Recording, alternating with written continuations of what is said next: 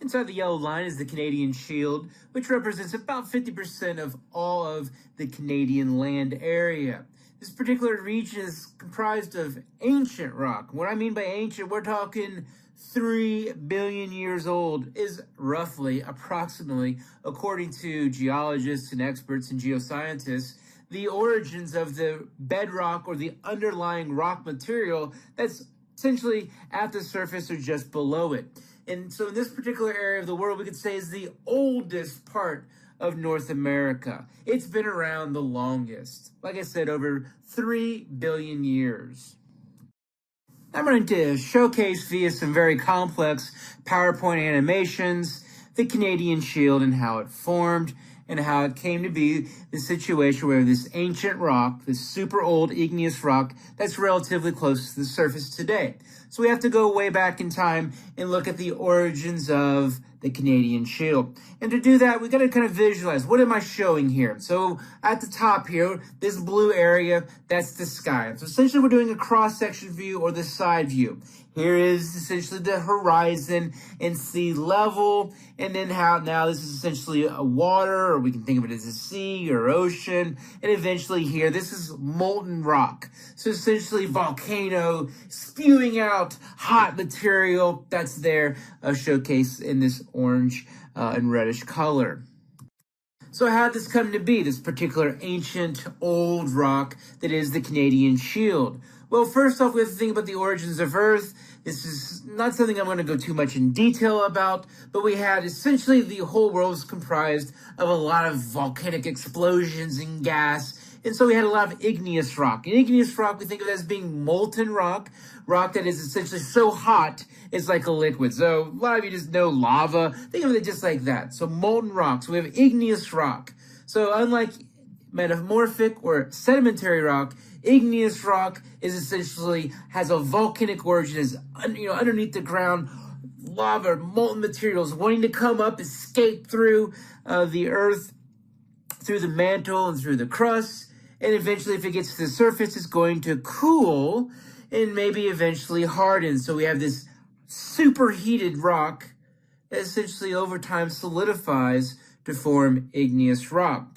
And so over time, that igneous rock would say in this particular area, it might have been underneath water. So it might have helped it cool, but also if it's above the surface of the water, it's also going to get cooled by the atmosphere. So over time, we're talking thousands and millions of years as far as this old ancient rock being formed. Now add to that some sedimentary rock that might have formed over time.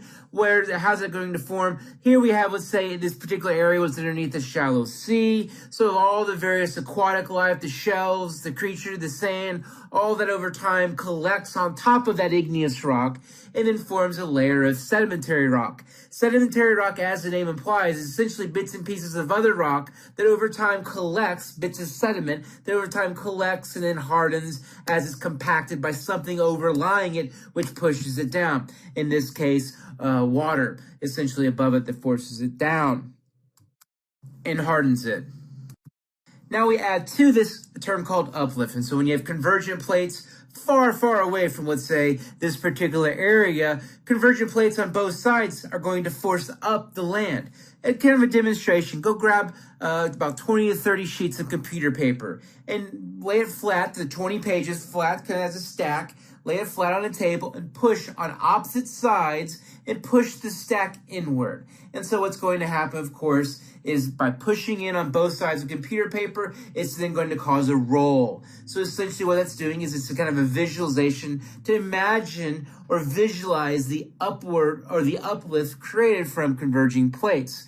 And so just kind of to add that to my very detailed demonstration here. Here we have this rock being forced up essentially from convergent plate boundaries.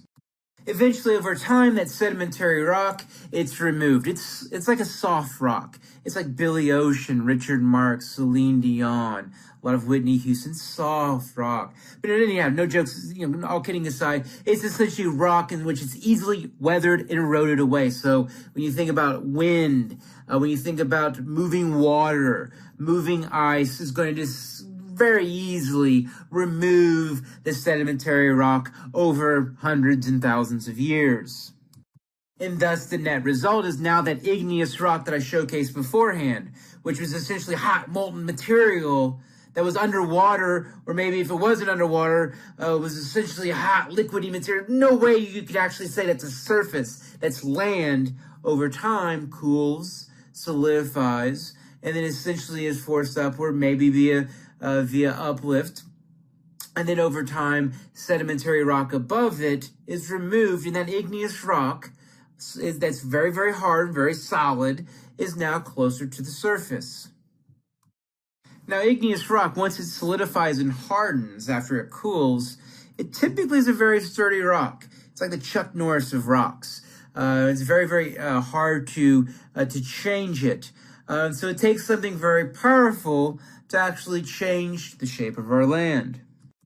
And what might be a powerful eroder? Ice, continental glaciers. And so continental glaciers have also played a key role in understanding the shape of the Canadian Shield. So not only do we have that igneous rock close to the surface because of a large, mile-thick continental ice sheet, we also have now a new change that's going to occur to our surface. So now that the glaciers came, it's essentially filled in some of the crevices left behind, some lakes. So essentially it's flattened this landscape, which we definitely see there in the Canadian Shield. But as we also noted, is, as I mentioned, it's kind of complex to say this. It's as a whole flatter, but individually, it is quite rugged. You might have one area with lakes, and then other areas with kind of these valleys that have sediment collecting in the valleys, and then these undulating terrains, kind of rolling terrains. You might have something called a drumlin, an end moraine, a recessional moraine, kind of these rugged features that are all, add to the complexity to the surface that as a whole has been relatively flattened compared to how it was beforehand in this model, in this PowerPoint visualization of the Canadian Shield. Now looking at the historical illustrations 360 million years ago for this particular these maps that we're going to use for this North American discussion, this is the oldest. And as we can see here, the Canadian Shield, not only is it exposed, it's formed, it's there. Much of the rest of North America, it hasn't even formed yet. We don't have, the plate collisions. We see a little bit of the Appalachians here, but the Canadian Shield, it has been formed for a long time. It's already been, 2-3 billion years already there by the time this visualization, which is supposed to represent 360 million years ago.